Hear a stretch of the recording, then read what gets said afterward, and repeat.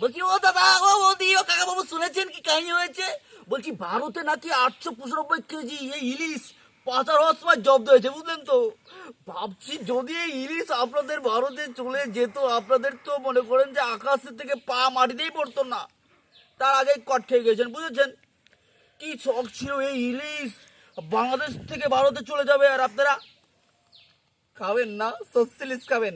বলছি ও সসিলিসের কথা তো আগেই বলেছি, ভুলে যান, বুঝলেন তো? এই মাছের যে একটা আইস, হ্যাঁ, এই আইসও আপনাদের পেটে পড়বে না, মাইরি বলে দিলাম, বুঝলেন তো?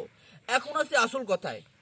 এই যে বাংলাদেশের যে দাদাবাবুরা এই ইলিশ পাচার করছিলেন, বলছি আপনাদের যদি একটু পেতেও আমি কি করতাম জানেন তো? এই ইলিশের এক একটা পিস মানে 895 কেজিতে কয়টা পিস হয় আমার জানাই বাড়ি, যদি হিসেব করে জানতে পারতাম আমি নিজ হাতে আপনাদেরকে উল্টো করে আপনার 50 দেশে এই ইলিশ পুষ করতাম, একদম পিস পিস। বলছি আমরা থেকে মানে এতদিন থেকে আমরা ভালোভাবে ইলিশ খেতে পাচ্ছি না, দাম চওড়া করে রাখছেন, আবার সেটা আমাদের শত্রু, ও সালা তো শত্রু, এই শত্রুকে এই ইলিশ মাছ পাচার করছেন না? ওই পাচার কিন্তু আপনাদের পিছন দিয়ে পুশ করা হবে বলে দিলুম।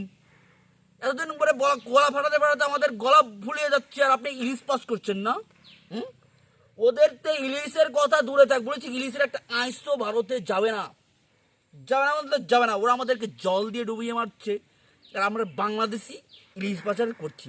মানে ওরা তো আছে, ওরা তো এক ধরনের সিটার চিটিং। বলছি আপনি বাঙালি হয়ে কাকাবাবু, মানে দাদা, আপনি কিভাবে পারলেন ইলিশ পাচার করতে বলুন তো? বলুন।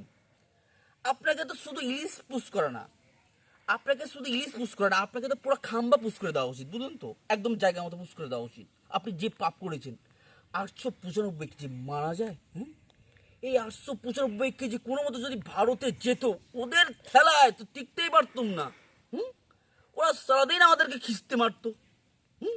এমনিতে ওদের খিস্তিতে থাকা যায় না। আমার ফেসবুকের ইনবক্স তো আমি ঢুকতে পারি না, ওরে বাপ রে বাপ, কি খিস্তি, মা বাবা তুলে, মানে এত খিস্তি, মানে ভারতের থেকে কিন্তু আমি অনেক খিস্তি শিখেছি, বুঝলে দাদা? যাই হোক, এই ইলিশ ভারতে আর যাবে না, ভারতের মানুষ আর ইলিশ খেতেও পারবে না, বলে বলে তো দিচ্ছি, হ্যাঁ, বুঝলে তো? তো এটাই। আর আমি যদি ওই মালটাকে পেতুম, বুঝলেন তো, যে পাচার করছিল, ওই সব কটাকে ধরে এই ইলিশ সত্যি জায়গা মতো আমি পুশ করে দিতাম।